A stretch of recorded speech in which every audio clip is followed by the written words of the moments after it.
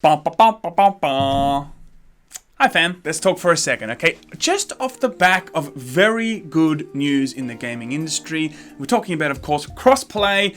It's coming now, baby. Fortnite has been the vehicle for everyone to come together.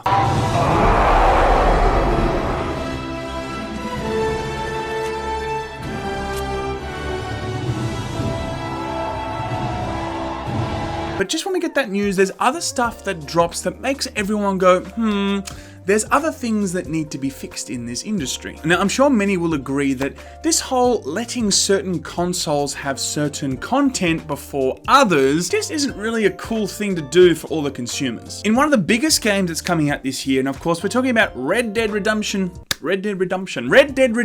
2, okay? There's been some stuff that has recently come out about PlayStation is going to be getting some content before Xbox. Certain content is going to be blocked to Xbox players for the first 30 days of this game coming out. That's a full month, man. And that's a long time. That's a big gap. And in my opinion, that's just pretty shitty.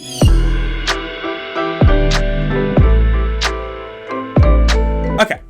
So this type of thing has actually been happening for some time now. Destiny had some exclusive strikes and some exotic gear on PS4. Call of Duty has also got this exclusive agreement with PlayStation. They'll drop certain content before they'll drop it on Xbox. And that's been happening for several years now, but let's not forget that Xbox 360 had a very similar exclusive agreement with Activision for like 5 years that ended in 2015. So it's not just PlayStation that's doing this, it's also Xbox when they've had the opportunity to do it. But it's like any time that the consoles want to pay big money for exclusive content, the publishers and developers, they just crumble, man. How could you?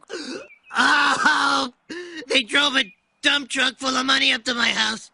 I'm not made of stone. Now Red Dead Redemption, of course, is doing the same thing. I mean, Rockstar is literally giving 30 days, a full month of content to PlayStation players before Xbox players, just because they happen to be on one console. I'm surprised that they don't see how anti-consumer that does really look. Like, Xbox players will be buying the same game, being probably just as hardcore fans as the people that are playing it on PlayStation.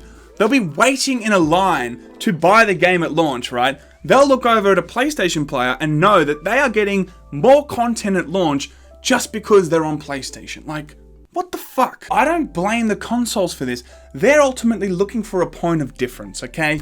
If they can get these publishers or development houses to agree to these terms, of course, they're gonna sign the dotted line in terms of PlayStation or Xbox because it makes the console look more attractive to a prospective buyer. But in my opinion, it's on the publishers, it's on Rockstar, for God's sakes. I mean, they are the ones that shouldn't be signing these kinds of agreements. Like, Rockstar has so much money, for God's sakes, it's not a money problem.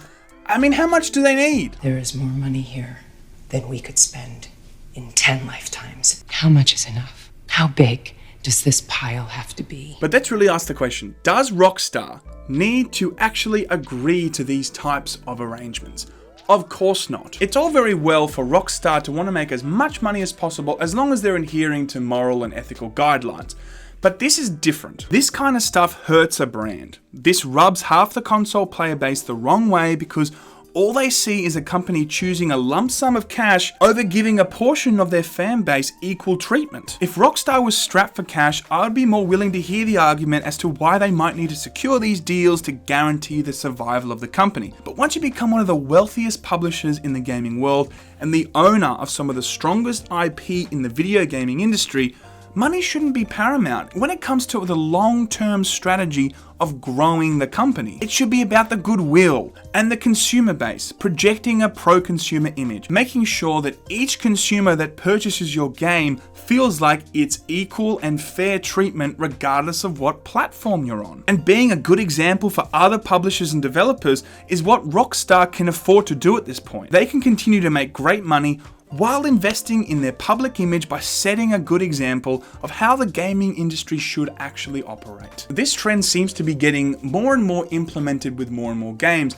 Of course, COD, Destiny, Red Dead Redemption, many others, and of course, I think we'll see this continuing with other games in the future. It only takes the consumer base, both from PlayStation and Xbox, to make it clear that they don't want exclusive content on certain platforms. It's just unfair, and in my opinion, so blatantly a cash grab from the publisher, happy to segregate the community, putting others before the rest. Ultimately, not putting the fan base of Red Dead at the core of how they make decisions. We've only had to look at recent events with loot boxes, for example, to see the effect of the voice of the consumer. Granted, they're very separate issues, but the power of the unified community has been demonstrated from those previous events, and I believe this should also not be accepted as normal practice in video games. And look, let's just make this clear, I'm very excited for Red Dead. Everything that we've seen and heard, it looks absolutely fantastic.